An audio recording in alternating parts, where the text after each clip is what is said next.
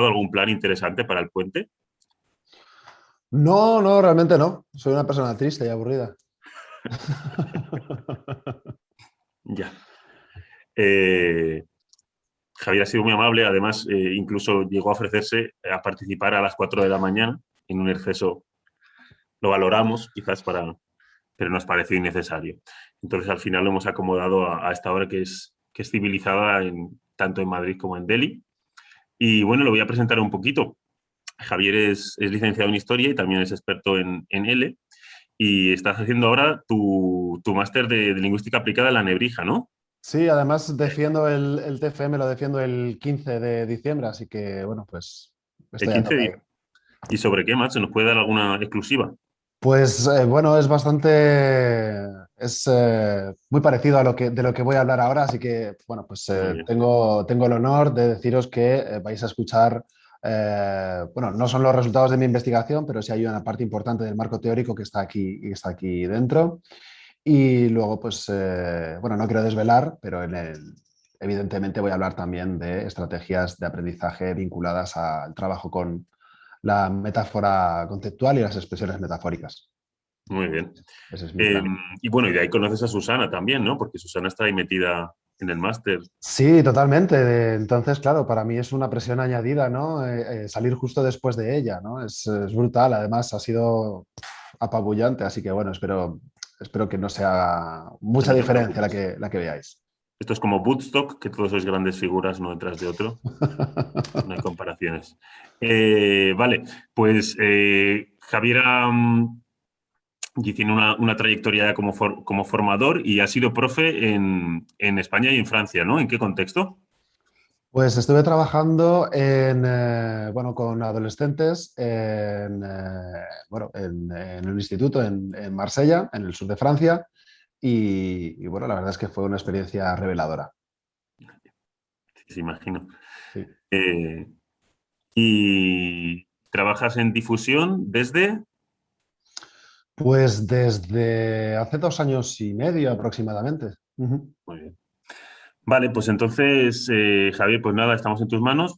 Tienes una horita y media por delante pues, para plantear lo que quieras y tú gestionas, si quieres, puedes pedir la participación directa, puedes decir que se espera al final, como es un taller y es mucho más interactivo, pues tú eres libre de organizarlo como quieras. Sí, yo lo que sí voy a pedir es que como hay diferentes momentos de interacción y que, bueno, pues para que no nos solapemos a la hora de hablar, es mejor que escribamos en el chat, ¿vale? Y luego, Juan, por favor, como yo al compartir pantalla no voy a poder ver el chat, o si lo voy a ver va a salir como un machurrón gris ahí en medio, entonces mejor no hacerlo.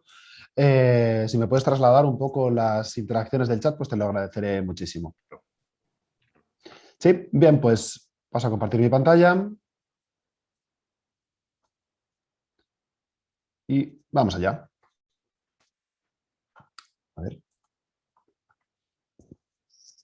Bien, pues, bueno, pues es el taller, no voy a repetir el título porque es innecesario. Entonces, pues bueno, pues me gustaría empezar con una cita, de nuevo, soy muy de citas, me gusta. Y dice, es una cita de Danesi, que dice, los estudiantes hablan con estructuras formales de la lengua meta, pero piensan de acuerdo con su sistema conceptual nativo. Esto es, los estudiantes usan típicamente las palabras y las estructuras de la lengua meta como portadoras de los propios conceptos de su lengua nativa. Aquí tenemos alguno de Danesi. ¿Esto qué quiere decir? Pues básicamente que los estudiantes, bueno, vamos a verlo mejor con un ejemplo, ¿vale? Entonces, por favor, por el chat, no sé si podéis leer esto, si alguien puede leerlo, ¿qué pone ahí?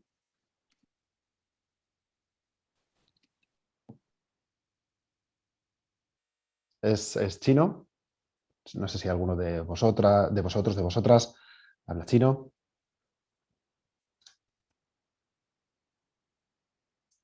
Interpreto este silencio como un, lo siento, Javi, no entiendo nada. Este a lo mejor el otro día con Juan, él sí lo pudo leer. De hecho, él me ha ayudado con esto. No sé si alguien lo puede leer también.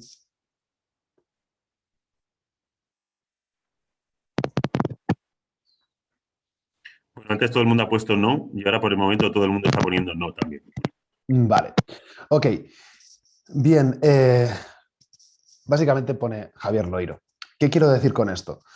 Que estoy haciendo una transliteración.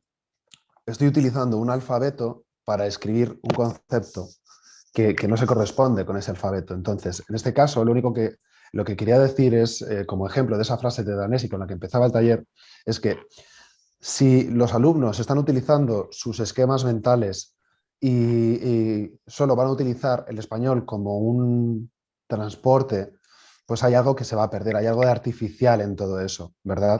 Por ejemplo, cuando un alumno sinohablante dice, uy, esos dos son como agua y fuego, ¿qué significa? Entendemos que ahí hay una oposición, no hay una dicotomía, que es agua y fuego son opuestos, ¿no? Pero ¿qué pasa? ¿Qué relación hay entre ellos?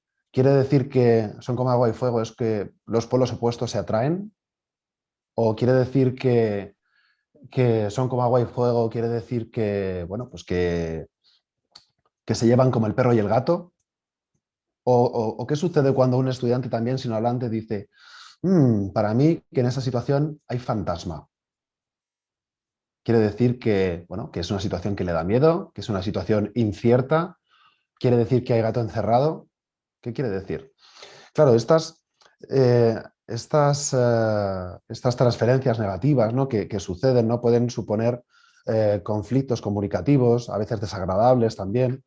Entonces, bueno, pues pensamos que para evitarlo hay que trabajar con la conceptualización y mostrar cómo conceptualizamos en español. Esto no quiere decir que tengamos que ir estudiando cada una de las expresiones fraseológicas que aparecen, ¿no? Y sería inabarcable, ¿no? Es como la competencia intercultural, pues no podemos enseñar toda la cultura del mundo hispanohablante, es imposible, ¿no? Entonces lo que hacemos es dotar a los estudiantes de herramientas críticas, ¿verdad? Para poder diferenciar por qué está sucediendo esto, qué diferencia hay con mi cultura. Pues entonces con el trabajo con las metáforas conceptuales y expresiones metafóricas proponemos algo parecido. Entonces, por ejemplo, si decimos a un anglófono, le decimos, claro, claro, from Lost to the River, pues ¿cuál va a ser la reacción del anglófono? Pues seguramente, bueno, esto da una vueltita, va a reaccionar así, ¿no? Va a poner esta cara, from Lost to the River. ¿Qué está diciendo? ¿From Lost to the River? No entiendo nada. Vale, entonces otra cita, en este caso de Lamartine, es el ostracismo de la metáfora desvirtúa la lengua. Estamos dejando de explicar una parte importante del sistema lingüístico, que es su conceptualización y su verbalización en las expresiones metafóricas. Entonces, ¿de qué vamos a hablar? Pues me gustaría empezar con el punto de la categorización como punto de partida, para después entrar en lo que es la metáfora conceptual y las expresiones metafóricas, ver exactamente qué es eso. Pondremos las bases de la conceptualización de las emociones, porque después, bueno, vamos a hacer un pequeño análisis de la felicidad y la alegría como ejemplo, ¿verdad? Y somos conscientes de que la felicidad y la alegría son emociones que no son exactamente sinónimas, ¿verdad? La felicidad es algo que buscamos de manera consciente y, bueno, pues es más una sensación de equilibrio, de armonía, mientras que la alegría es algo que es más espontáneo, sucede. Yo no digo, "Oh, voy a trabajar para estar alegre". Realmente no, pasa algo divertido, sucede algo y yo me siento alegre, pero no lo busco de manera consciente, ¿verdad? Vamos después a ver cómo podemos aplicar todo esto de las metáforas conceptuales y las expresiones metafóricas al desarrollo de las estrategias de aprendizaje y por último dejamos un espacio también para resolver dudas. Bien, ¿qué pensamos cuando alguien dice metáfora? Y pido de nuevo, compañeras, compañeros, vuestra interacción por el chat. ¿En qué pensamos cuando alguien dice metáfora? ¿Qué viene a mi cabeza?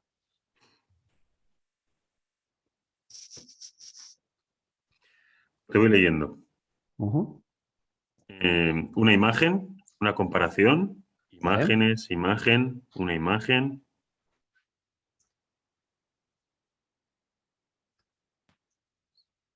Comparación otra vez. Muy bien. Ujú.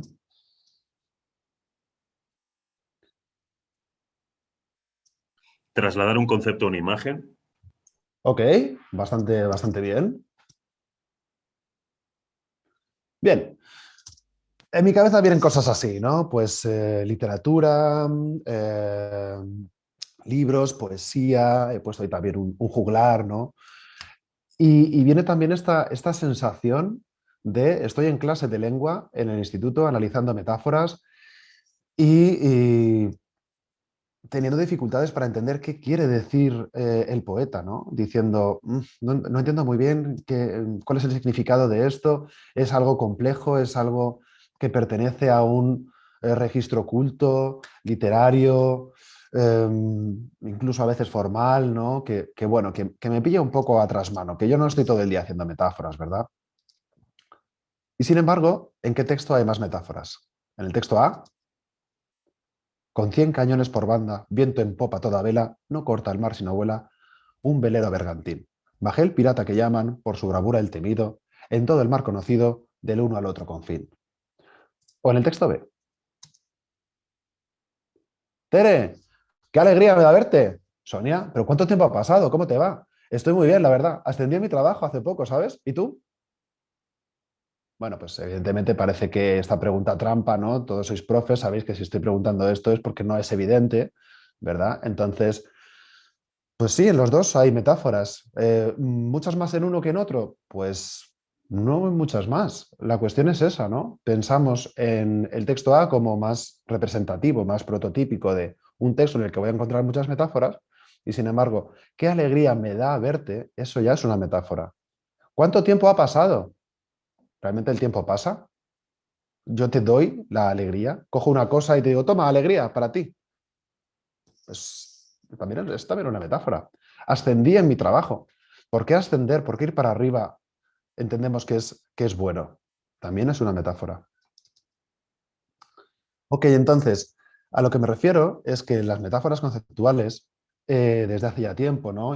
Podríamos remitirnos a la obra de Lakoff y Johnson, ¿no? De Metaphors We Live By, creo que es de 1980. Ya no concebimos la metáfora como simplemente como un ornamento lingüístico, algo que aparece solo en la poesía y en los libros, ¿no? Sino que ahora las entendemos como una herramienta cognitiva básica para el ser humano. Para comprender la realidad utilizamos metáforas, especialmente, como decía alguien, vamos a trasladar, es una comparación, ¿verdad? Es una comparación de dos cosas. Y normalmente una nos hace entender la otra, ¿verdad? Una, que es más fácil, nos hace conocer otra que es como más difícil de conocer. Las metáforas existen en todas las lenguas estudiadas. Y es interesante ese matiz de las lenguas estudiadas, porque realmente hay todavía lenguas en el planeta que no se han estudiado y no sabemos, no podemos decir a ciencia cierta que las metáforas están en absolutamente todas las lenguas, pero sí que es cierto que en las que hemos estudiado sí aparecen. Y aparecen en un contexto de cotidianidad. Es bastante normal que utilicemos metáforas a todas horas. De hecho, en esta misma diapositiva hay varias. Yo, por ejemplo, estoy explicando las metáforas conceptuales y pongo una llave inglesa para designar una herramienta. ¿Por qué? Porque una metáfora conceptual es un concepto abstracto que es como difícil de entender. Entonces yo digo, es una herramienta y pongo una llave inglesa. Pues ahí ya hay una metáfora y una metáfora visual. Y también lo que decía, ¿no? También es, además de cotidiano, es muy ubicuo, es decir, están en todas partes. Una vez empiezas a estudiar metáforas, pasas por un momento un poco de cierto estrés porque las ves por todas partes y sueñas con ellas, ¿no? Y cada vez que dices algo dices, metáfora. Mis amigos están un poco hartos de mí cuando lo digo y me dicen, por favor, Javi, cállate.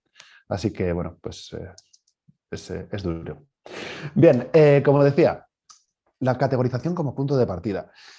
Si entendemos esa comparación de dos elementos como cuando, por ejemplo, cuando yo he dicho estos dos son como agua y fuego, ¿vale? Reproduciendo un posible error, ¿no? de un estudiante sinohablante. Cuando digo agua y fuego, ese agua, cuando viene a mi cabeza el concepto agua, ¿Alguno de vosotros ha pensado en una piscina o en un vaso de agua? No lo sé, pero normalmente no pensamos en eso cuando pensamos en agua, pensamos en otra cosa. ¿Y alguno de vosotros o vosotras ha pensado en un cubito de hielo? Porque eso también es agua, pero tal vez es menos prototípica, ¿verdad? No pensamos en agua y pensamos, un cubito de hielo o nieve, jaja. No, es otra cosa y también es agua, simplemente que no es el agua prototípica. No es, el agua prototípica es líquida, no es sólida, entonces no pensamos en ese tipo de agua. Bueno, entonces, voy a coger ahora una cita de Rosana Cuaroni, que sabe mil veces más que yo de esto de las metáforas y de la competencia metafórica. Y en su tesis doctoral, Rosana Cuaroni dice, la categorización es una actividad mental que se concreta en un conjunto de operaciones inconscientes de generalización, abstracción y o discriminación, a través de las cuales somos capaces de simplificar, organizar y clasificar la información obtenida a partir de la aprehensión de la realidad, por definición cambiante y multiforme. Dicho de otro modo, sin categorización no comprendemos nada. Pero ¿cómo categorizamos? Bien, pues hasta los años 50 se manejaba, ¿no?, el concepto categorial clásico, que era una cosa así, ¿no? Todos los miembros de una categoría eran clones, eran todos iguales, y si no, no estaban dentro de la misma categoría. Entonces, como digo, en los años, creo que 50, Wittgenstein, el filósofo alemán, cambia esa percepción de la categoría y establece unas semejanzas de familia. Esta teoría es retomada por Rost, Eleonard Rost, en los años 70 y hablan, bueno, le da mucho más fuerza, más empaque a la teoría de Wittgenstein y habla de esas relaciones que hay entre los miembros de una categoría como las relaciones que hay dentro de una familia. Es decir, pues tal vez te pareces mucho a tu abuela materna, pero no te pareces nada a tu abuela paterna. Y tal vez tu primo o tu prima se parece muchísimo a tu abuela paterna y tú tienes un aire a tu prima. Pero bueno, de ahí pues eso, esas expresiones, ¿no? Pues tiene la ceja de los García. Ay, pues felizmente no tiene la nariz de los Loiro.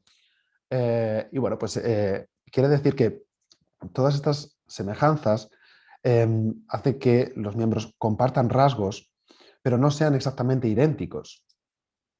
Bien, vamos a hacer una pequeña interacción también y os pido por favor que seáis honestas y honestos y que respondáis con la mayor rapidez. No, no penséis en ser originales ni nada por el estilo, simplemente lo primero que venga a vuestra cabeza, por favor, decidlo, ¿vale? Mejor, escribidlo en el chat, porque si no todos vamos a hablar al mismo tiempo y va a ser un poco caos. Entonces, lo escribimos en el chat, por favor, y escribid, por favor, en el chat cuál es el nombre del primer animal que os venga a la cabeza, el primero, sin pensar. Vale, pues leo vaca, toro, perro, perro, perro, perro, perro, mariposa, perro, gato, gato, zorro, gato, gato. Vale, perfecto. Genial, muchísimas gracias. Bueno, pues como veis, esta disposición que tengo aquí en círculos concéntricos no es casual, ¿verdad? Entonces vamos a hablar un poco de cuáles son los animales bueno, pues los que más han repetido. Me sorprende lo de vaca, aunque no me sorprende tanto, ahora veremos por qué. Pero desde luego tenemos perro, gato, león, elefante, y veis que nos vamos alejando del centro. Caballo, ratón, ardilla, tiburón, mono, ballena, águila, camaleón, mariposa. ¿Alguien ha dicho mariposa? Sorprendente. Mantis religiosa, salamandra, ornitorrinco. ¿Alguien ha pensado en ornitorrinco cuando he dicho animal? Y pulpo. ¿Qué pasa? Que estos miembros de la misma categoría animal, que es súper amplia, ¿verdad? Pues tienen mayor grado de centralidad, mayor grado de representatividad de esa categoría, aquellos que, bueno, pues con los que nosotros tenemos más relación, por ejemplo. Y no solo eso, ¿no? Sino que tienen una serie de key values, de criterios clave, que los hacen más definitorios de esa categoría. Por ejemplo, casi todos los animales que habéis dicho tienen 4 patas y pelo. Casi todos, excepto mariposa. Creo que todos los demás sí que eran mamíferos. Y esto también es interesante cómo la cultura influye en la conceptualización, ¿no? En estos animales prototípicos. Y por eso, cuando habéis dicho vaca, he pensado, ¿por qué dicen tanto vaca? Tal vez porque están en la India y la vaca ocupa un lugar central en esa cultura. Es decir, bueno, pues los prototipos no son los mismos en todas las culturas, lógicamente. Entonces, en este caso, ¿vale? Estamos hablando de la teoría de los prototipos, también de Eleanor Roche, del 75, y vemos como, pues, a lo mejor el pulpo, que es que no tiene ni 4 patas, ni pelo, ni es mamífero, ni vive en la tierra, ni nada por el estilo. Entonces, ¿es un animal? Sí. ¿Es representativo y sus características se pueden extraer para representar a toda una categoría?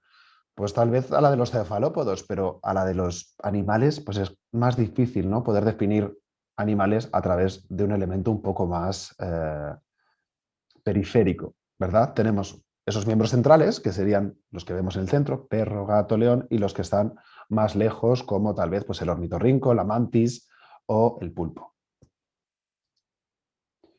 Bien, para ayudarme a explicar esto un poquito mejor, vale, he cogido una imagen del libro de Cuenca y Hilferty del 99, Introducción a la lingüística cognitiva, porque como veis, todo esto de lo que estamos hablando, de la categorización, luego hablaremos también un poco del embodiment, todo esto son muchos de los pilares sobre los que se sustenta la lingüística cognitiva.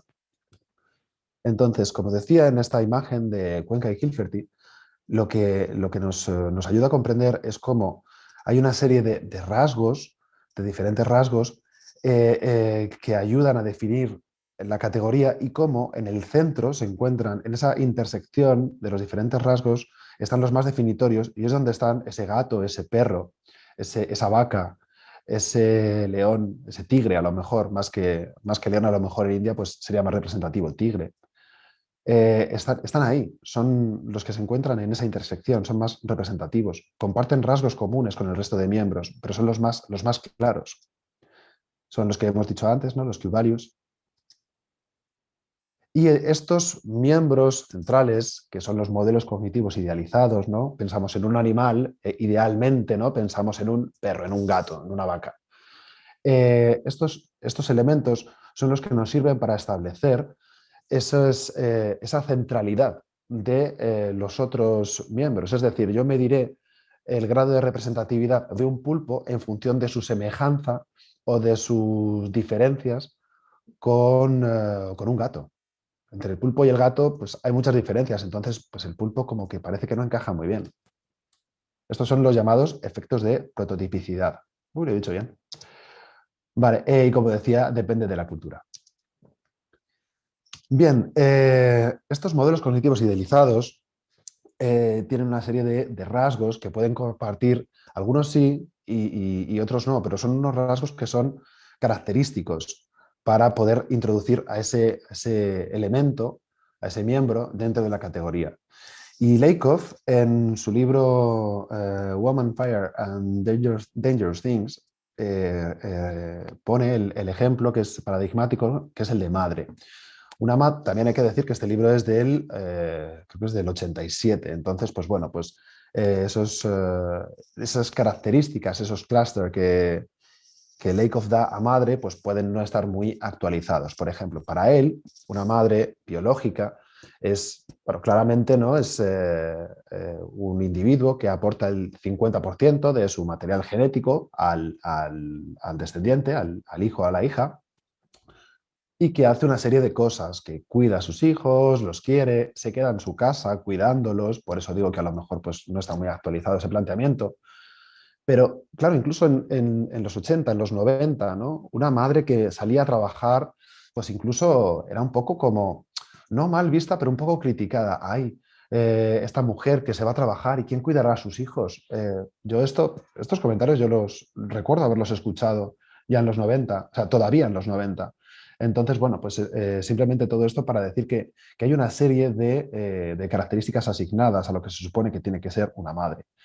No pensamos tanto en una madre cuando pensamos en la esposa del padre, es decir, el mito este de la madrastra, que es mala, ¿no? Esto es algo que ha generado Disney, pero que, bueno, pues que las madrastras quieren mucho también a sus hijos, aunque no sean sus madres biológicas, no tengan ese rasgo de haberles dado a luz ni de haber aportado el material genético, pero aún así los quieren un montón, los cuidan, los dan de comer, los visten, les regañan cuando les tienen que regañar, todo eso lo hace una madrastra aunque simplemente se haya casado con su padre y no sea una madre biológica, pero todo eso lo hace.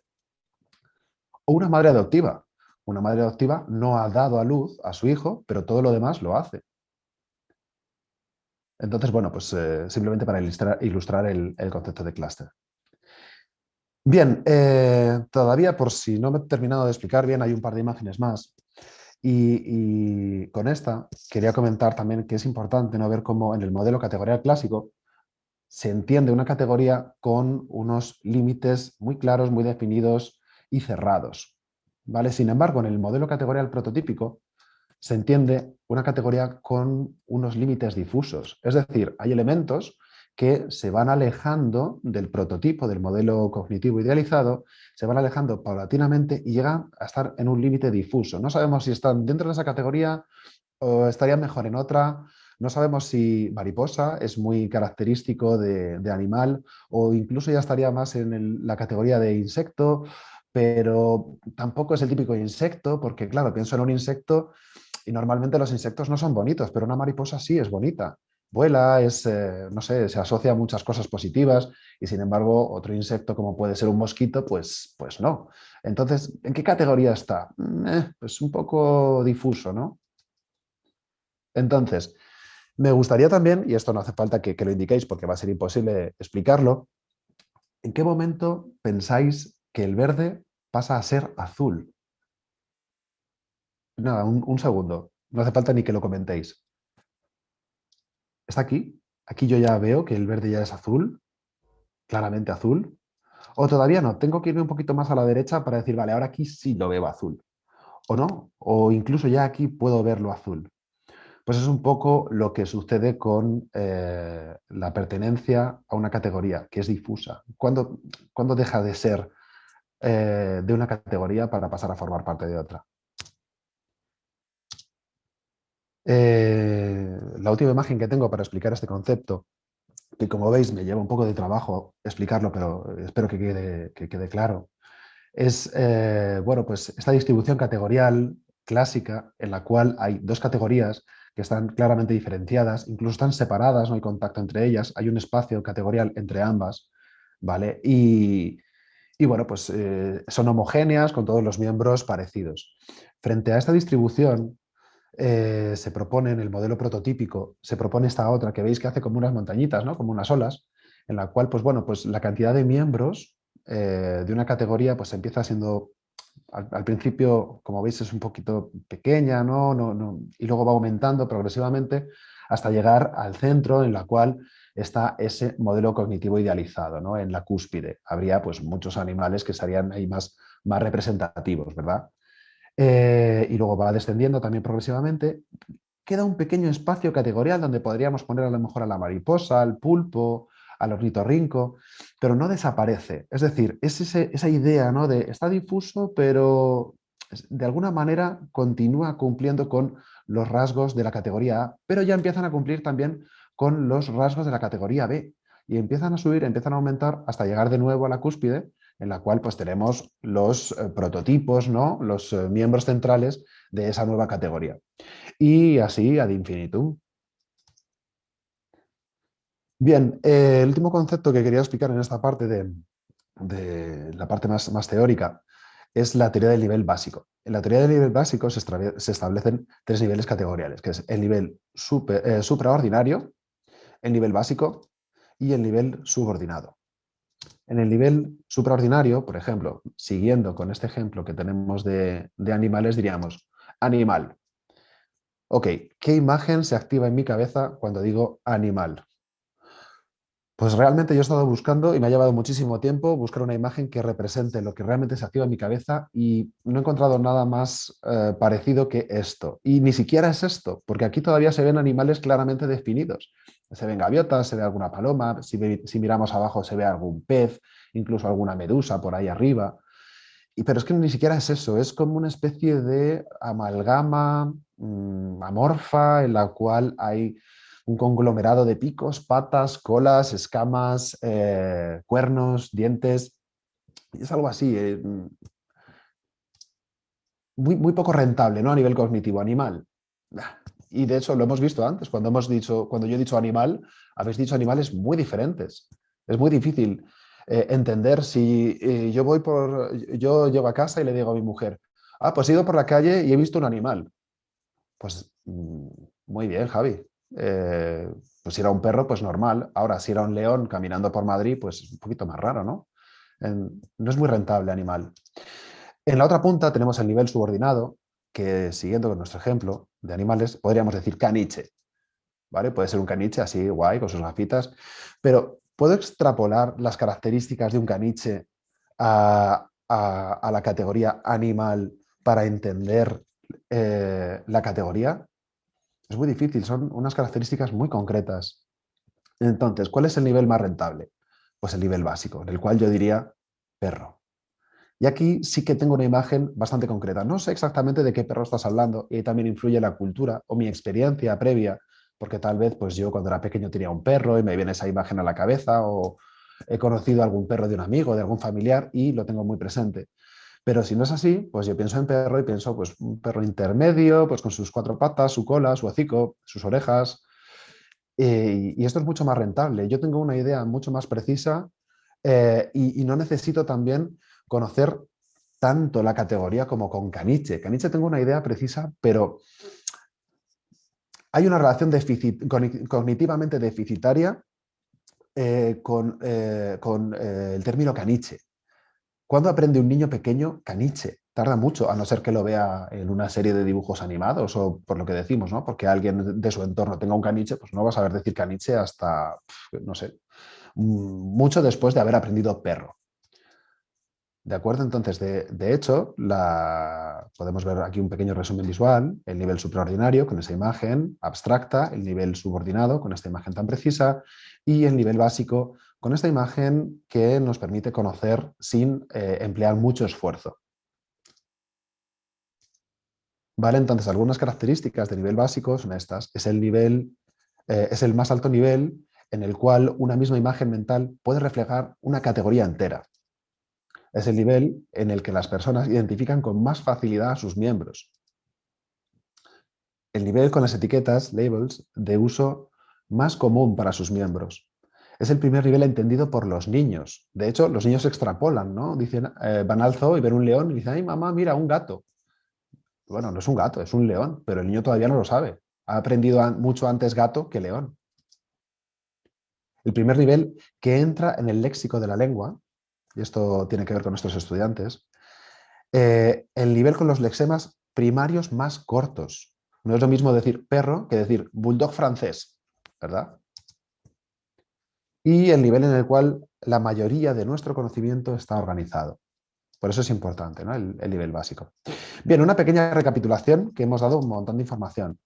Las metáforas son una herramienta cognitiva básica para el ser humano. Las encontramos en todas las lenguas estudiadas.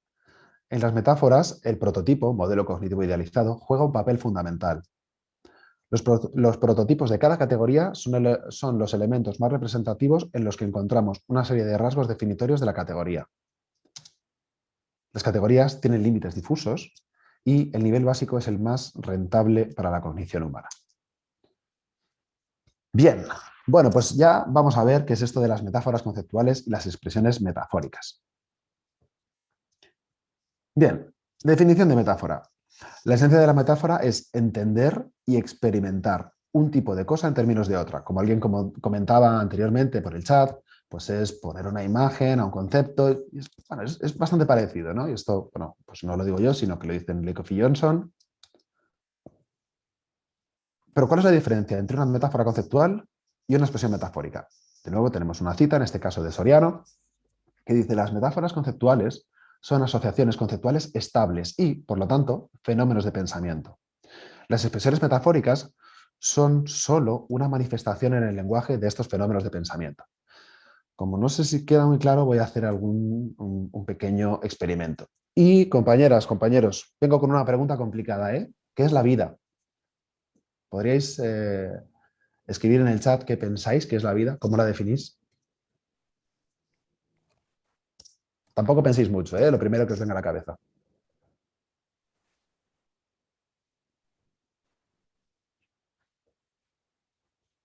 Pero ya sé que es más complicada esta pregunta. Te voy leyendo. Es esto que me lleva. Muy bonito. Esto lo Mm. dice Liliana. Un frenesí, una Ah, cita mira. literaria. Un valle de lágrimas, con otra cita muy literaria. Ujú. Un camino, a Mira, nivel metafórico ya claramente. claro. Ujú, muy bien. Veo. Eh,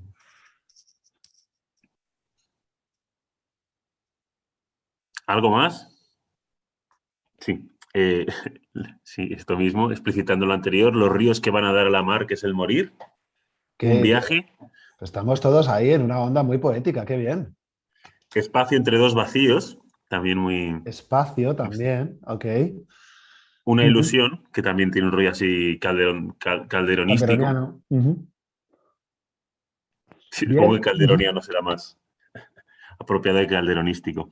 Y bien, Ok, bien, bien, bien. Pues claro, todos tenemos que recurrir a metáforas, ¿no? Y aquí yo traigo una definición de un señor que sabe bastante de esto, ¿no? Que es Ortega y Gasset, que dice, la vida es un conjunto de actos y sucesos que la van, por decirlo así, amueblando. ¿Vale? Entonces, bueno, pues aquí pues una casa bien amuebladita, porque entiendo, ¿no? Que la vida de Ortega pues tuvo que estar bien amuebladita, igual que su cabeza. Y bueno, pues estamos usando un montón de metáforas. En este caso, él está conceptualizando la vida como un espacio en el cual él también conceptualiza los actos, las cosas que le pasan, las experiencias, como cosas que va incorporando a su vida. ¿Vale? Entonces, tenemos otra metáfora para definir la vida que pensaba que alguien iba a decir, pero al final, mira, no me la habéis pisado, así que genial. Pues la vida es una caja de bombones. Nunca sabes lo que te va a tocar. ¿Vale? Y entonces, vamos a analizar un poco este ejemplo. ¿Qué estamos haciendo? Pues estamos entendiendo el dominio de origen, que es una caja de bombones. Es algo que muchos de nosotros conocemos, hemos experimentado, nos lo han regalado o la hemos regalado alguna vez y sabemos bueno, pues que tiene una serie de características. Entonces, este es el dominio de origen, ¿verdad?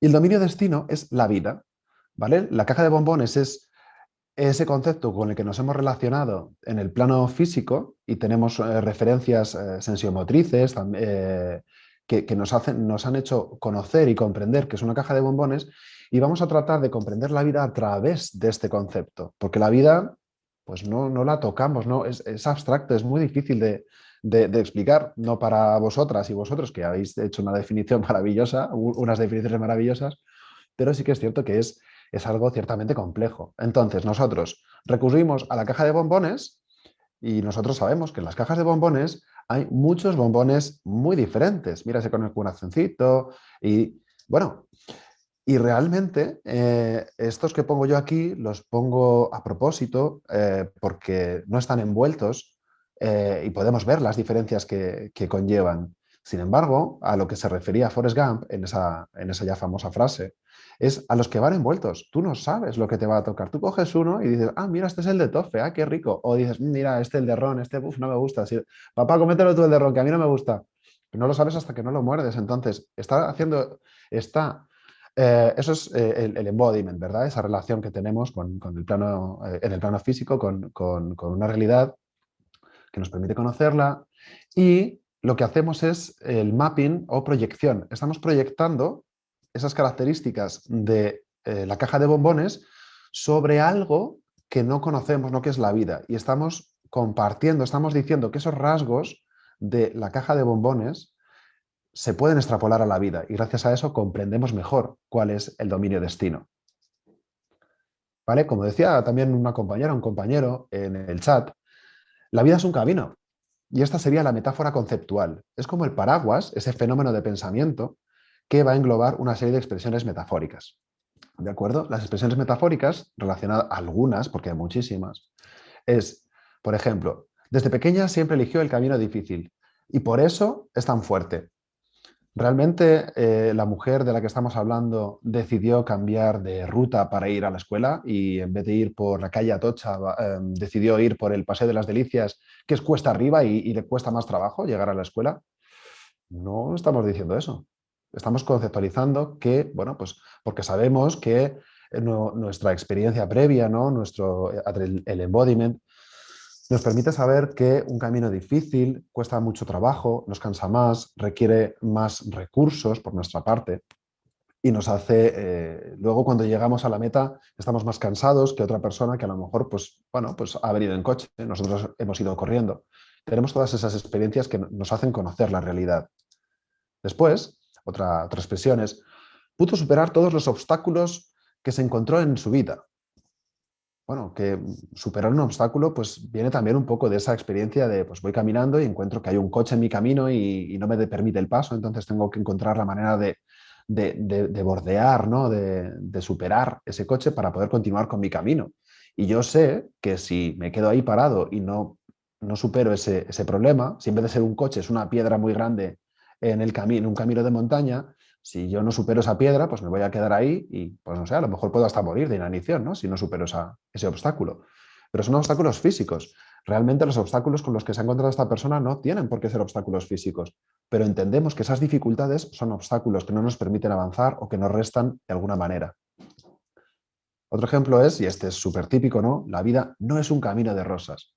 Y siempre hay alguien, ¿no? Alguna persona, ¿no? Que dice, ya, bueno, sí, puede serlo, ¿no? Depende de cómo te haya ido la vida, puede ser un camino de rosas, pero no te olvides que las rosas tienen espinas.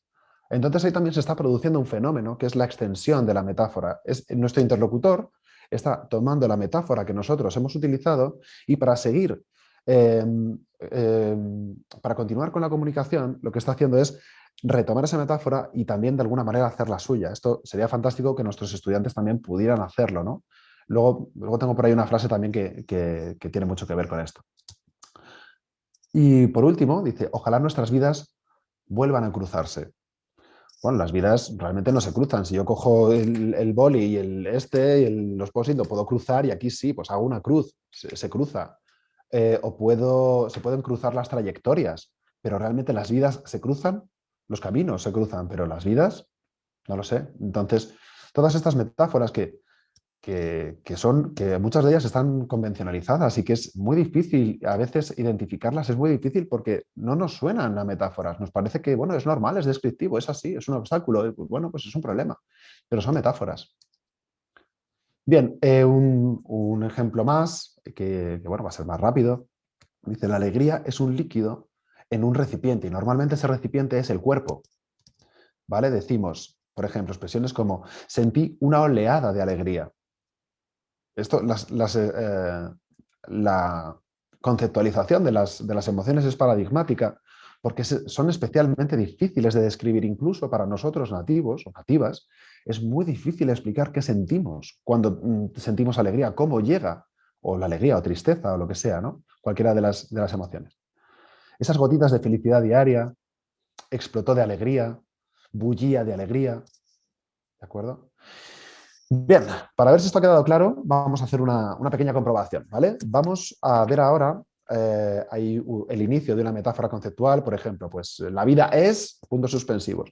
Y yo voy a proporcionar un par de expresiones metafóricas y a través de esas expresiones metafóricas vamos a intentar extraer cuál es la metáfora conceptual que subyace, ¿de acuerdo? Por ejemplo, tenemos una discusión es, una discusión es un camino, una discusión es comida, una discusión es un edificio, pueden ser muchas cosas, ¿no? Vamos a ver ahora que a través de estas expresiones metafóricas, ¿vale? ¿Qué pensamos que puede ser? Defendía muy bien sus posiciones en el debate y se me vino encima con toda su artillería. Entonces, ¿cómo conceptualizamos en este caso una discusión? ¿Qué es? Una discusión es... ¿El qué?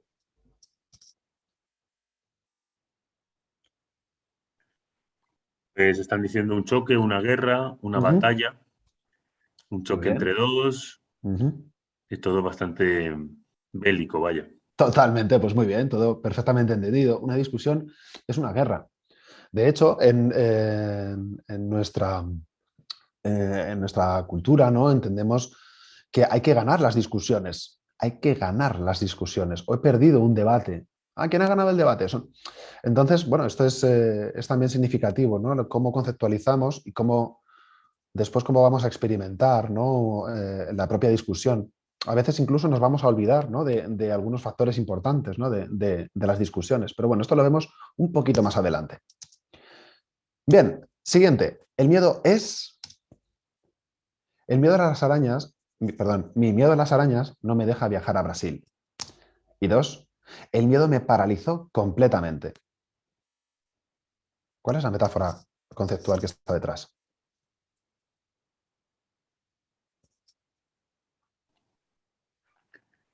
Están diciendo parálisis, cárcel, Ujú. veneno, monstruo, amenaza, Vale, vale.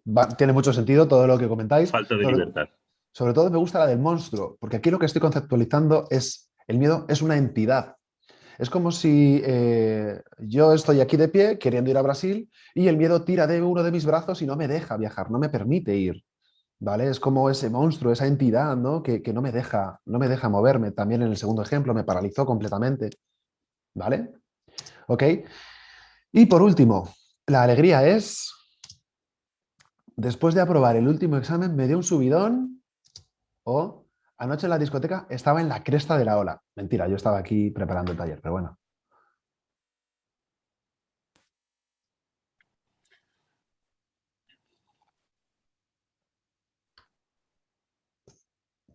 Pues no están poniendo nada, yo diría una droga, claramente. Adrenalina, ahora dicen, Bueno, puede ser.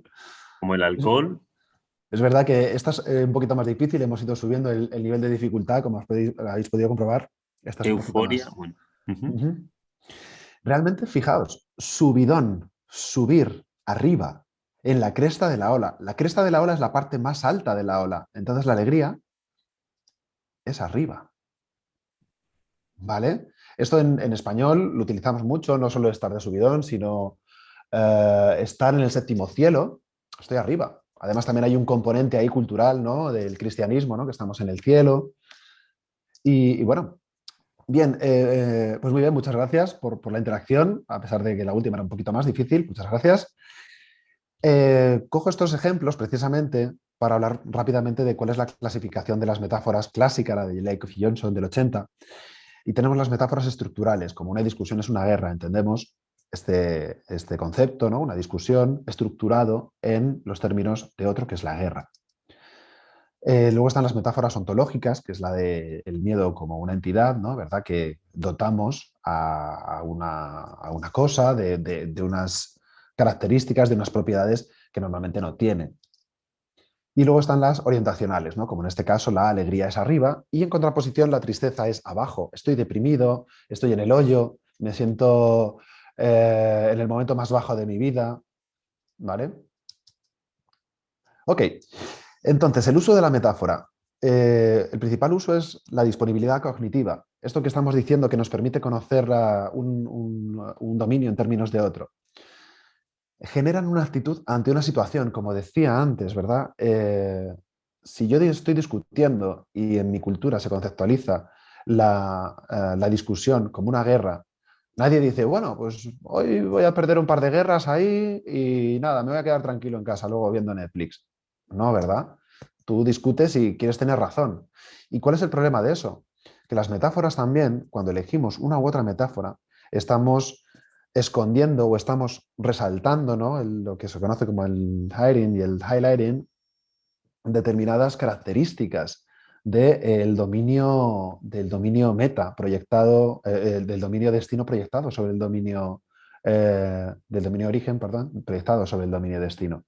Entonces, nos estamos olvidando de que una discusión, a veces entre dos colegas que están trabajando en un proyecto, no es una guerra, es una discusión, tiene mucho de colaborativo. Gracias a esa discusión, seguramente el proyecto va a ser mejor. Si estamos diseñando, o sea, si estamos diseñando una investigación y lo estamos haciendo en grupo o con un par de colegas, pues seguramente si hay una discusión es positivo para la investigación. Si todos pensamos igual, ¿no? Hay una frase también que dice, donde todos piensan igual, nadie piensa mucho. Entonces, bueno, en este sentido también quería comentaros un estudio de Boroditsky y Thibodeau en el cual se extraen muchas conclusiones sobre la intencionalidad de la metáfora. En el estudio, Boroditsky y Thibodeau dieron a los participantes, eran alumnos, creo que eran de ascendencia turca en Estados Unidos, que estaban estudiando inglés, les dieron a un grupo, les dieron un texto en el cual bueno, era el mismo texto con diferentes expresiones metafóricas, ¿verdad? Entonces, la problemática era que había una ciudad donde había subido muchísimo el índice de criminalidad. Era una ciudad imaginaria. Y a un grupo le dieron un texto en el cual se utilizaban expresiones metafóricas relacionadas con un virus. La criminalidad es un virus. Pues la criminalidad se extiende por la ciudad de Edison. Muchos de los vecinos se han contagiado de este mal, ¿de acuerdo? Y al otro grupo, les dieron el mismo texto con expresiones metafóricas donde se conceptualizaba la criminalidad como una bestia. Pues la criminalidad asola la ciudad de Edison, la criminalidad ha golpeado duramente a la sociedad, bla, bla, bla. Entonces, el experimento tenía un siguiente paso en el cual los participantes tenían que decidir cuáles eran las soluciones a esos problemas, a ese problema que es la criminalidad. Y lo que se dieron cuenta los investigadores es que, bueno, Boroditsky es una mujer, eh, se dieron cuenta de que aquellos que habían leído el texto de la bestia eran más proclives a aplicar medidas más duras, más radicales, pues penas de prisión más altas, crear patrullas de vecinos para controlar el vecindario, mientras que los que habían leído las metáforas, las expresiones metafóricas del virus, proponían investigar para encontrar cuál era el problema, cuál era la solución y tratar de comprender a las personas bueno, que habían realizado los crímenes. Entonces, estamos generando opinión y también nuestros estudiantes necesitan poder saber elegir qué metáforas van a utilizar. Porque si no, pues bueno, ellos en su lengua sí lo hacen, en español no, y eso es un problema porque al final, la lengua no son solo sonidos, morfemas y relaciones sintácticas, sino también redes metafóricas y conceptuales. La lengua fundamentalmente es un sensacional sistema cognitivo, dice Lamartine. Bien, conceptualización de las emociones. ¿Qué es una emoción? Pues bueno, pues esta seguro que todos podemos identificarla, ¿verdad? Por el chat. ¿Cuál pensáis que es esta emoción?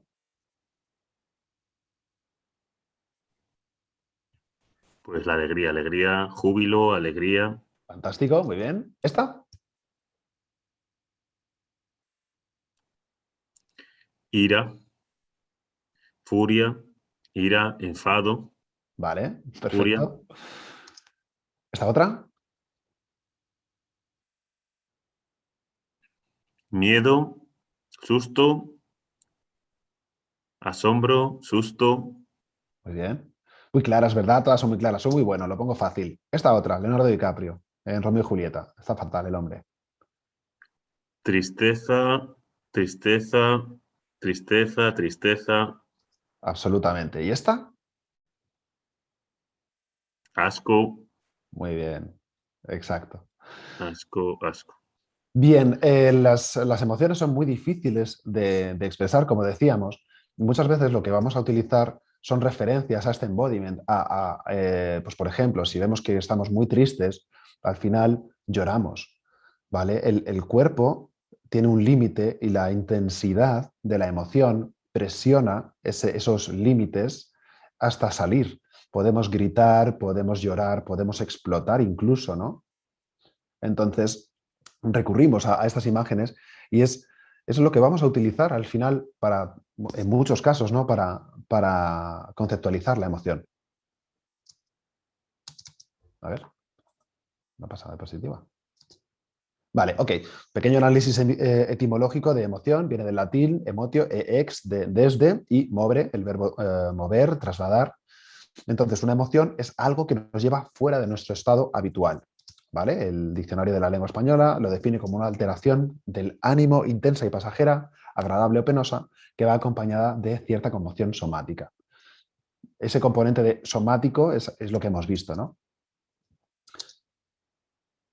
Y bueno, pues durante mucho tiempo las emociones han estado marginadas de los estudios científicos porque se han entendido como lo opuesto a la ciencia, ¿no? Las emociones, todo el romanticismo y tal, ¿no? Que bueno, pues luego hay una contraposición con el realismo, ¿no? Y todo esto, pues se ven como algo negativo, poco interesante y bueno, que no aporta nada a la ciencia. Sin embargo, son unas estrategias de supervivencia fundamentales. De hecho, cuando nosotros éramos Australopithecus, pues seguramente gracias al miedo veíamos un león y trepábamos a un árbol y gracias a eso sobrevivíamos. O gracias al asco no consumíamos aquellos productos, aquellos alimentos que estaban en mal estado. Entonces también gracias a ello sobrevivíamos. Esto que implica que las emociones son unos tremendos generadores de aprendizaje. El proceso emocional pues, es el siguiente, pongamos, ya que estamos cerca de Navidad, pongamos un ejemplo navideño, ¿vale? Retomando el modelo de Covexes. El estado natural del ser humano es un estado de calma. Estamos tranquilos, ¿vale? Hemos comprado un décimo, un boleto de lotería y estamos en casa escuchando a los niños de San Ildefonso. Aunque bueno, eso puede ser ciertamente irritante, pero pongamos que nos da un poco igual, estamos habituados y bueno, pues lo estamos escuchando con calma. Pero cantan nuestro número. Pensamos que es nuestro número. No estamos seguros, pero creemos que hemos escuchado nuestro número. Aparece un estímulo externo y aparece una emoción. Decimos, ¿en serio? ¿Me ha tocado? ¿Es mi número? ¿En serio? Intentamos controlarnos porque sabemos que si lo celebramos y realmente no es el nuestro, pues estamos haciendo el idiota. Entonces aparece la contrafuerza. Seguro, pero sí, es el nuestro y perdemos el control. Y esto nos lleva a una acción. Saltamos, gritamos, llamamos a nuestra madre, mamá, que me ha tocado. ¿Vale? Entonces, relacionado con todo esto y con lo que hemos visto del embodiment, es como bueno, pues las patas que vamos a utilizar para describir la felicidad. No sin antes hablar del componente cultural. Hay emociones que son básicas, como el miedo, el asco, la ira, la alegría, la tristeza, que estas bueno, son las que Goleman define como básicas. Y luego hay otras que son de componente social, es decir, la vergüenza, el orgullo, la culpa, la envidia, son emociones que no en todas las culturas se expresan igual, con la misma intensidad o significan lo mismo.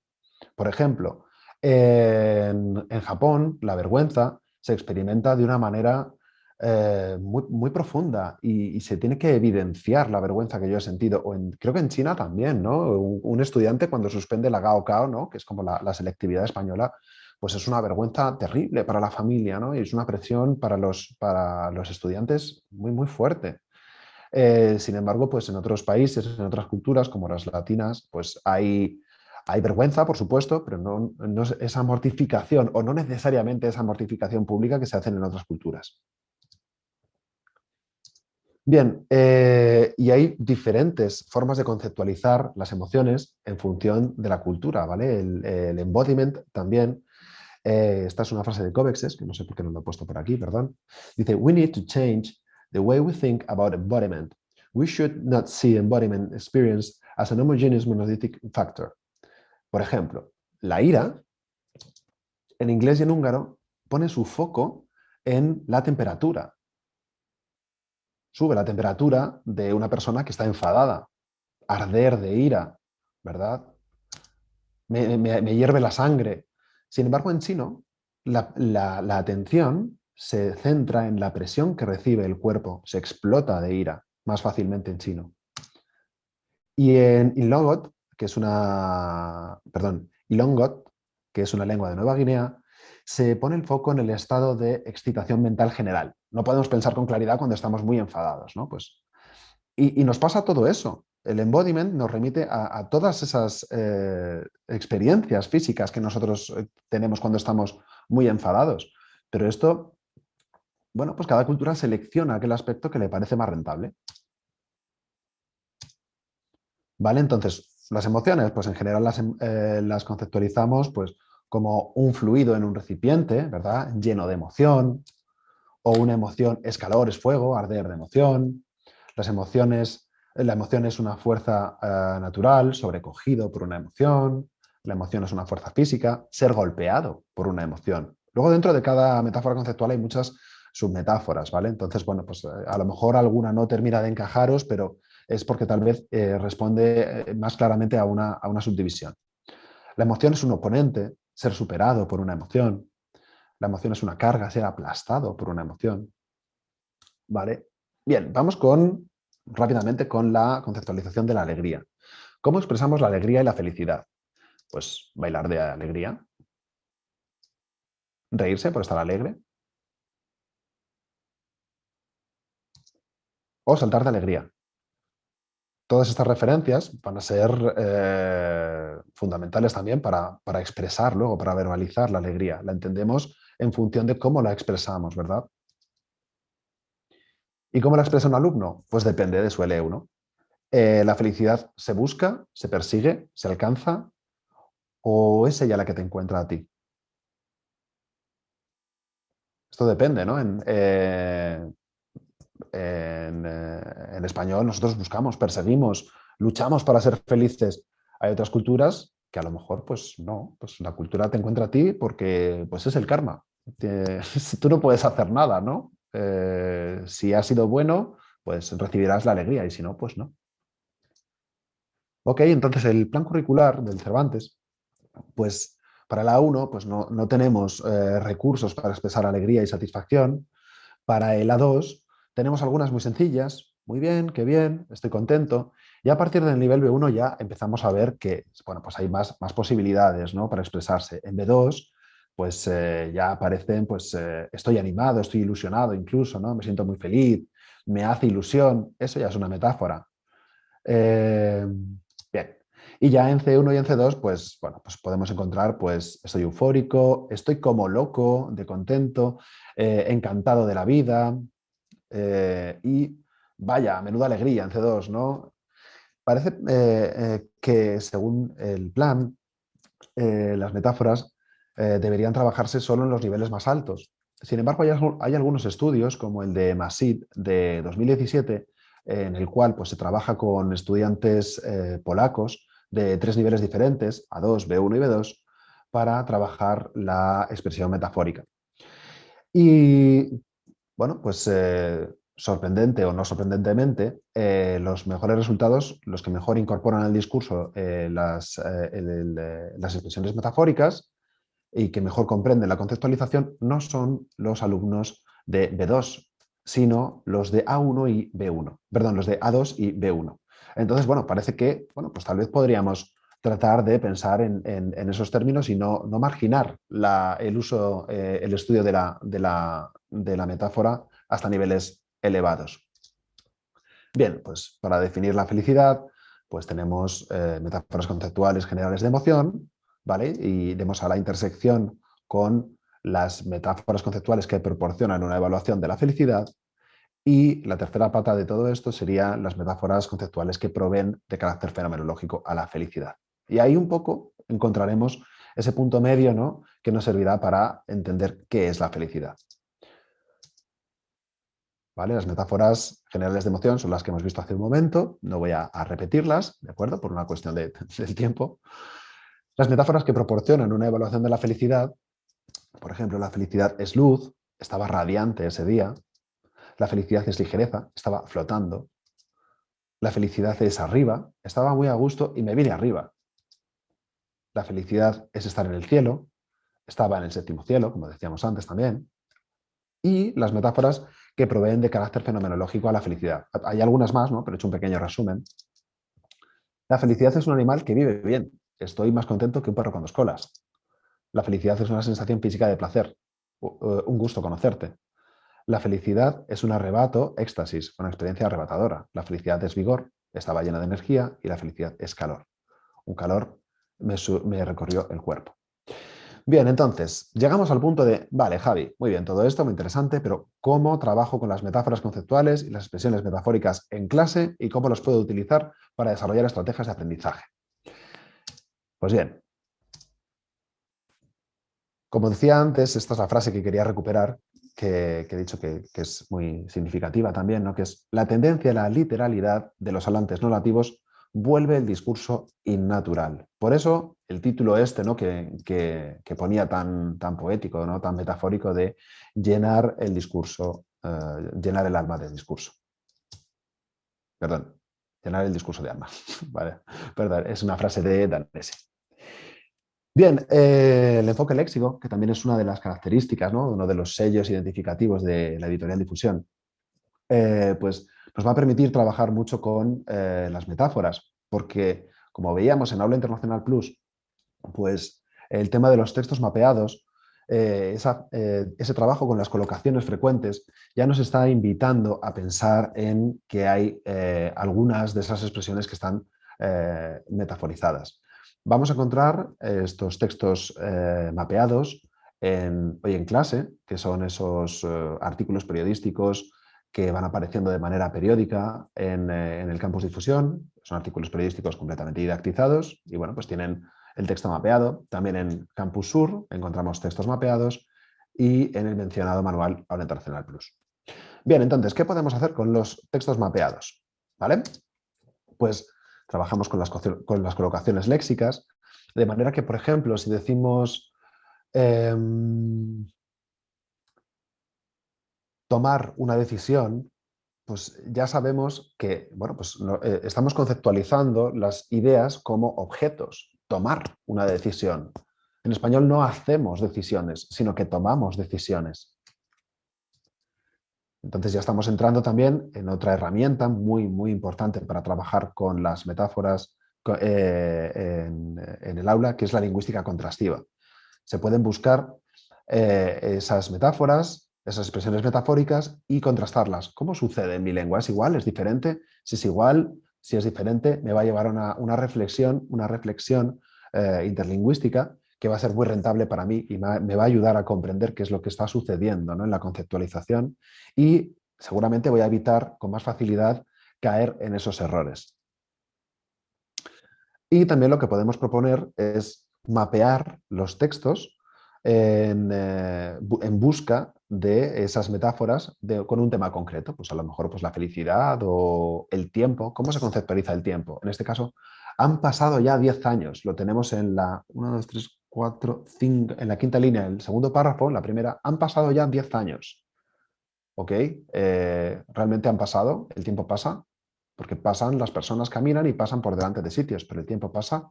Bueno, pues por ejemplo se puede trabajar con eso. Bien, en Bitácora 4 se tiene, bueno, en Bitácora en general es un manual que también es bueno, es el primer manual que está realmente orientado y articulado en cuanto al enfoque léxico y trabaja mucho con metáforas. Por ejemplo, esta actividad, Tierra, trágame, proponemos a los alumnos que antes de lanzarse al texto, ¿verdad? Como decía Susana, pues si vamos a darles un título, si tienen una etiqueta, es más sencillo para ellos después afrontar el trabajo, ¿verdad? En este caso de lectura, de comprensión lectora. Y les decimos, ¿qué crees que significa la expresión tierra trágame? ¿Cuándo la usarías? En este caso les estamos diciendo, vamos a trabajar con la pragmática. Oye, ¿en qué situación piensas que esto puede suceder? Y luego les decimos en el punto B, ¿existe en tu lengua alguna expresión equivalente? ¿Vale? Entonces estamos trabajando con la pragmática y trabajo con la lingüística cognitiva y estamos trabajando con las expresiones metafóricas. ¿Cuál es el equivalente de tierra trágame? ¿Cómo estamos conceptualizando la tierra? En general, muchas veces conceptualizamos elementos naturales como cuerpos humanos. La cabeza de la montaña, la cresta de la ola, como hemos dicho antes también, eh, al pie de la montaña, la falda de la montaña, por ejemplo, me está viniendo ahora todo de la montaña, pero bueno, hay un montón, ¿no? La desembocadura del río, bueno. Bien, seguimos con Bitácora y aquí, por ejemplo, hay un trabajo muy específico con metáforas, en este caso metáforas conceptuales como el tiempo es espacio y bueno, pues recurrimos de nuevo a esa estrategia, ¿no? Que es reflexionar sobre cómo funciona en tu lengua. Es igual, para nosotros el futuro está adelante y el pasado está detrás. Y aquí hay una serie de expresiones metafóricas para trabajar con ellas, ¿no? Y tal vez que el estudiante pues, busque, ¿no?, equivalentes en su lengua y de nuevo que sea consciente de esas diferencias que hay. Dejar algo para más adelante, tener mucho tiempo por delante, mirar hacia adelante, tener toda la vida por delante, no ser ser un adelantado para su época, no adelantarse a los acontecimientos, seguir hacia adelante, tirar para adelante, el porvenir. Entonces, bueno, pues como decía, pues un enfoque cognitivo de la lengua, ¿no? Hay metáforas conceptuales del tiempo-espacio, expresiones metafóricas y el análisis de estas expresiones y de nuevo estamos incluyendo la lingüística contrastiva.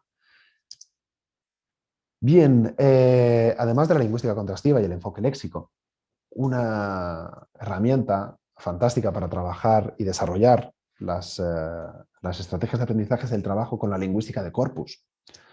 ¿Vale? Una frase de Elvira García, de este mismo año, dice: la utilización de la lingüística de corpus supone una herramienta de gran utilidad, puesto que, entre otras cosas, nos permite agilizar el análisis contrastivo de dos o más sistemas lingüísticos diferentes. No hace falta que sean más de dos, pero aquí, por ejemplo, pues hay algunas muestras, ¿no? Algunos importantes corpus, como el Cubuilt, el Corlec, el Corpus Sol, el CREA, el CORDE y el Corpus del Español. Echamos un vistacillo rápido, algunos de ellos son, a ver, no es que sean súper fáciles de uso, pero tampoco son súper difíciles. En cuestión de un rato te has hecho con cómo funciona, cómo puedes filtrar la información para obtener resultados, ¿no? Y vamos, por ejemplo, en este caso, pues hemos encontrado todos estos contextos del lema alegría. Entonces, nosotros podemos ver cómo la primera frase dice, pues, la porra mexicana brinca de alegría. Están recurriendo de nuevo a esa imagen que veíamos antes de saltar, de alegría.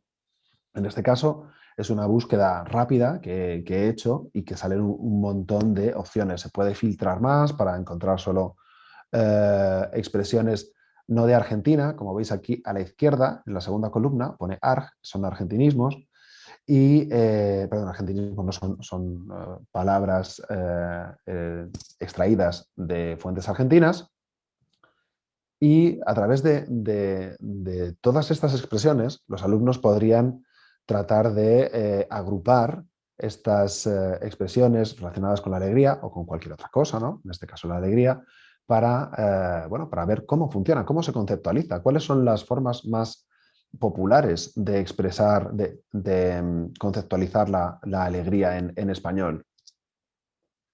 Con el CORDE, bueno, pues otra muestra también. Nos va a dar también un montón de información, siempre contextualizada. Aquí podríamos incluso seleccionar de qué año. Veis que aquí pues empezamos en 1962. Podríamos decir, vale, pues vamos a ir solo a los últimos 10 años, a ver qué sale. ¿De acuerdo? Y este es un ejemplo del CREA. Lo pongo así un poquito más grande porque es que si no creo que se ve muy poquito. ¿Vale?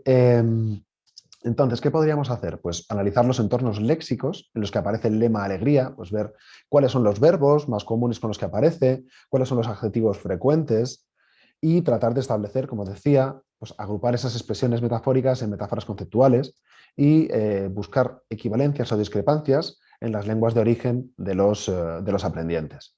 ¿Vale? Podríamos también proponer a los estudiantes que, bueno, pues después de haber trabajado la alegría, pudiesen ellos trabajar con otra emoción y repetir el mismo proceso. Otra idea también es que ellos creen su propio corpus de alegría. ¿Cómo? Pues, hombre, hemos visto que los corpus, el CREA, el CORDE, el corpus del español, son herramientas súper valiosas, muy potentes, pero a lo mejor pues, la estética no es lo más atractivo para los estudiantes. ¿Qué podemos hacer? ¿Algo que sea más atractivo? Ok, pues van a buscar en diferentes redes sociales, en Instagram, en Twitter, en Facebook, el hashtag felicidad o el hashtag alegría. ¿Vale? Entonces, por ejemplo, pues aquí tenemos la felicidad es el camino, no el destino.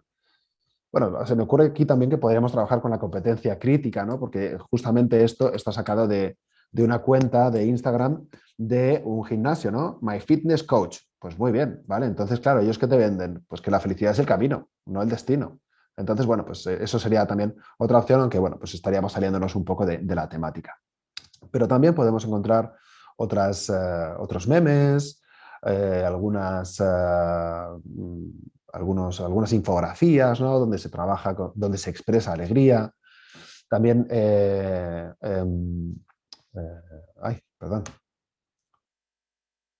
bromas visuales o viñetas de cómic, ¿no? En este caso, pues vemos que hay un hombre que intenta llegar a la alegría, ¿no? Estamos conceptualizando la felicidad como, como este lugar, ¿no? Como un lugar, pero todas las, tal vez las necesidades, el consumismo, los gastos no le permiten llegar. Entonces, bueno, pues esto es algo que puede ser también significativo para los estudiantes. O incluso les podemos proponer que hagan fotos.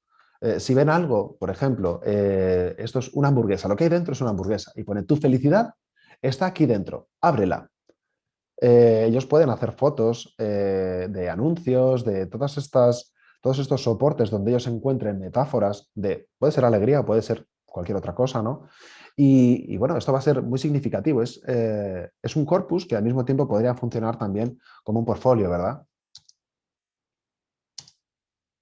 Esto está sacado de Twitter, también en Twitter hay muchísimo y es bastante fácil de encontrar. Yo hice una búsqueda pues, antes de ayer y encontré pues, un montón de cosas, ¿no? Pues, por ejemplo, la felicidad, voy a quitar esta, la felicidad es una de esas realidades del ser humano que no pueden transferirse a otra persona.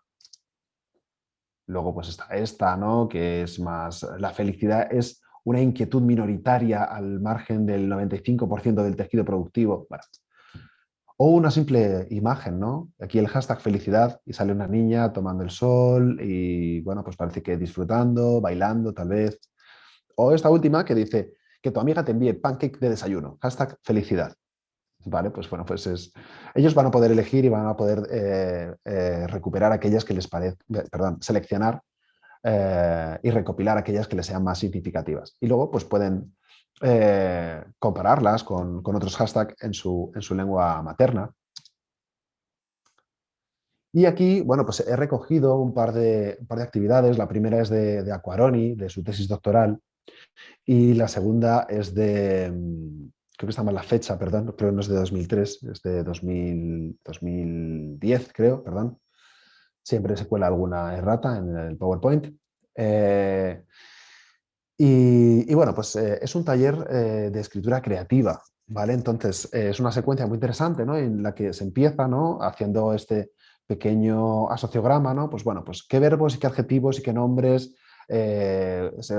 utilizas, ¿no? Para expresar alegría y ella también aprovecha para contraponerlo a tristeza, ¿no? Porque como hemos visto antes también, en el caso de las, bueno, no lo hemos visto explícitamente, pero hemos dicho que la tristeza, si la alegría es arriba, la tristeza es abajo. Las metáforas orientacionales sí que pueden ser contrapuestas muy fácilmente, porque, por ejemplo, si decimos que pues eso, pues arriba es alegría, abajo es tristeza, si decimos delante es el futuro, detrás es el pasado, por ejemplo, en mi cultura funciona así. Eh, bueno, pues tiene mucho sentido que se trabaje en este sentido, que se trabaje en este caso, que se trabaje de manera contrapuesta. Después, pues hay una asociación de diferentes verbos con determinados lexemas, ¿no? Pues como alegría y tristeza, cuáles relacionas. Y ya llegamos a la explicitación del trabajo con la metáfora conceptual. Entonces, ¿vale? Después de haber visto todo esto, completa esta frase. La alegría es arriba, la tristeza es abajo, ¿vale? Bueno, pues hay una serie, no quiero entretenerme mucho en la descripción de la secuencia didáctica, pero Juan, yo os proporcionaré el PowerPoint, por supuesto, y os daré la bibliografía de todo lo mencionado para que si queréis recuperarla, pues que acudáis también a la tesis de la doctora Quaroni y podáis verla con detalle, ¿verdad? Bien, entonces, bueno, pues hay todo este trabajo con la metáfora conceptual y después también relacionamos con los diferentes colores, ¿no? Pues qué significado tiene. Aquí volvemos a relacionarlo con otro tipo de verbos para llegar a otra conclusión en cuanto a qué es la alegría, ¿no? Estamos ahora remitiendo a la metáfora conceptual que explica en la actividad 10, la alegría es luminosa y la tristeza es oscura. Perdón, y aquí también estamos trabajando con derivación, que no deja de ser también otra estrategia, ¿no? de aprendizaje, pues nublar, nublado. Y en el punto 12, ¿te acuerdas del primer día del taller? Como os digo, es una secuencia compleja y es toda una unidad didáctica. Podrías escribir cómo te sientes ahora utilizando este vocabulario que acabas de aprender y están poniendo en práctica todo lo que han aprendido sobre esto.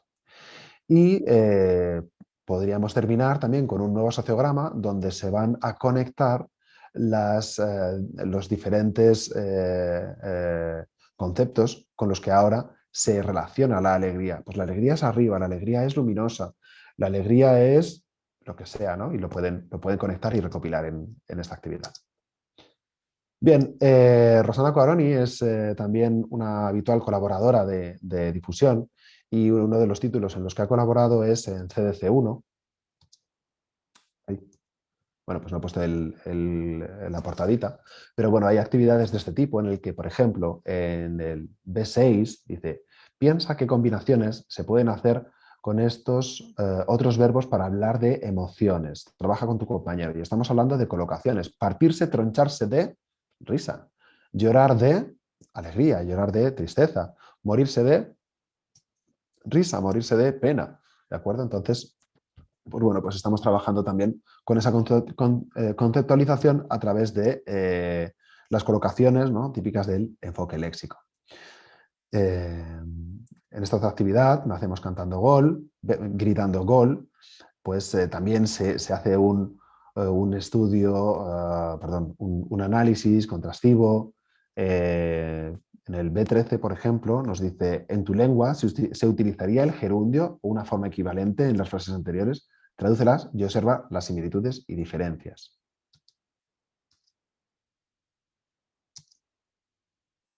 ¿Vale? Tenemos esta otra actividad también de CDC1 y estamos trabajando también derivación. Aquí nos estamos centrando más en los verbos de cambio, ¿no? Ponerse, coger, no, perdón. Perdón, esto viene después. Aquí lo que estamos haciendo es también trabajar con la derivación y pensar, ¿no? Cuál es la preposición que puede venir a continuación.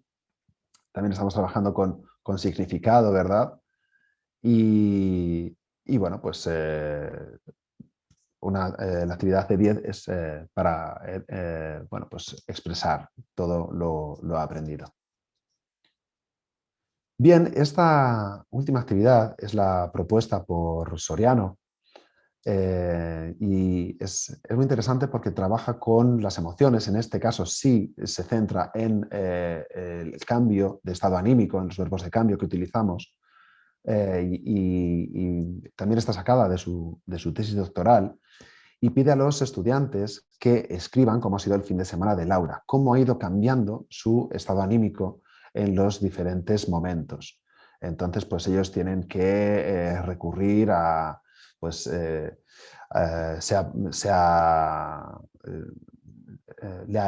hervía la sangre o se ha puesto hecha un basilisco, algo así, ¿verdad? Y aquí vemos pues cómo va avanzando el fin de semana y todo lo que ella hace y cómo cómo los estudiantes van reproduciendo el proceso emocional de Laura a lo largo del fin de semana. Ok, conclusiones. Trabajar con las expresiones metafóricas supone una alta rentabilidad para los aprendientes. Se favorece la asimilación de la cosmovisión de la lengua meta. Se incluyen actividades vinculadas a la lingüística de corpus, y el corpus bueno, pues se convierte en el input, potencia el método inductivo y puede ser muy motivador y significativo, como hemos visto también con la actividad de Crea tu propio corpus, y el uso de la lingüística contrastiva como estrategia de aprendizaje. Bien, he corrido un poco, pero bueno, creo que dejamos un ratito para preguntas, que creo que está bien. Así que muchas gracias y yo me quedo tan contento. Así que no sé si hay preguntas.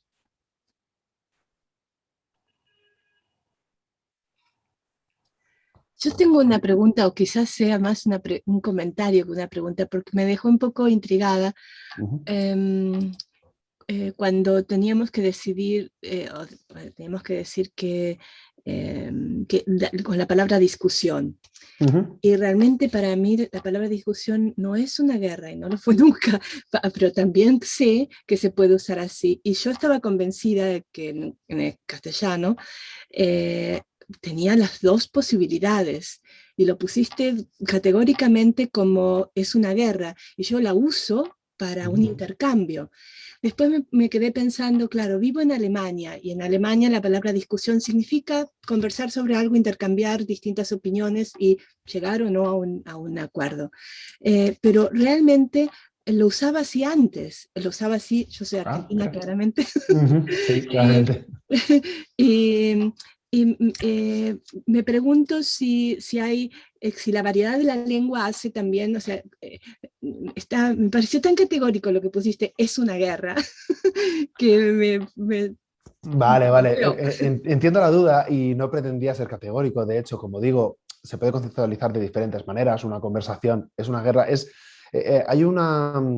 Está convencionalizada también la manera en la que se escriben las metáforas conceptuales. Y se escriben siempre en mayúscula y se puede decir, se entiende, se percibe, pero es muy habitual decir, como son metáforas y entendemos un término en función de otro, ponemos esto es lo otro.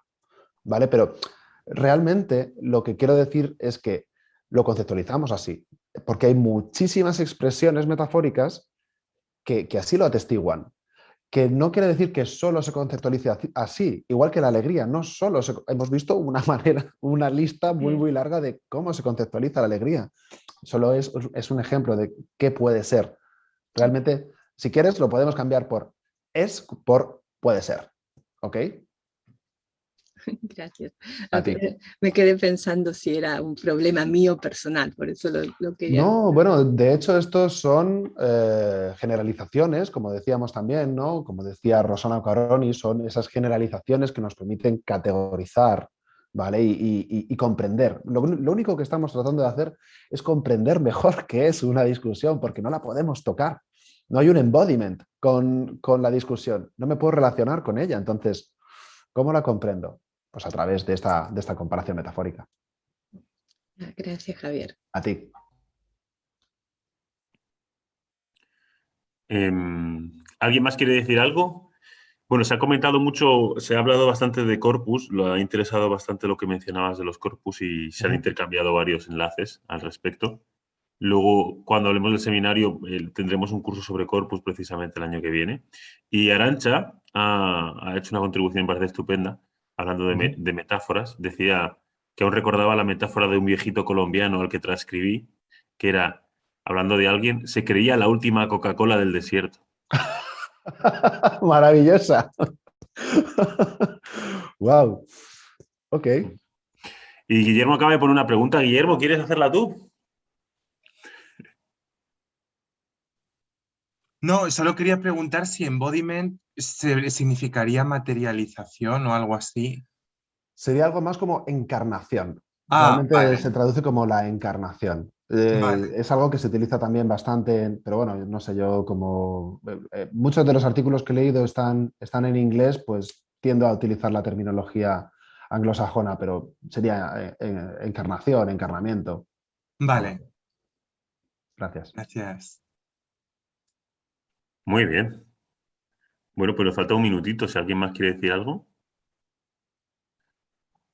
Yo me quedé un poco chocado cuando has citado a Lamartine porque lo he procesado y digo, ¿quién es Lamartine? Una amiga suya. Y luego he visto que estaba escrito en una sola palabra. Me ha parecido una irrupción maravillosa, coloquial, pero ya me he fijado que se trataba de una referencia. Pues nada, si os parece, damos por concluida esta última franja de talleres. Muchas gracias, Javier. Gracias a Bueno, todos, gracias a todas. Un placer. cuando has indicado que nos remitirías la presentación, en cuanto la tengamos la subiremos o todo el documento, los documentos que quieras enviarnos los subiremos a la carpeta ad hoc del Google Classroom, ¿de acuerdo?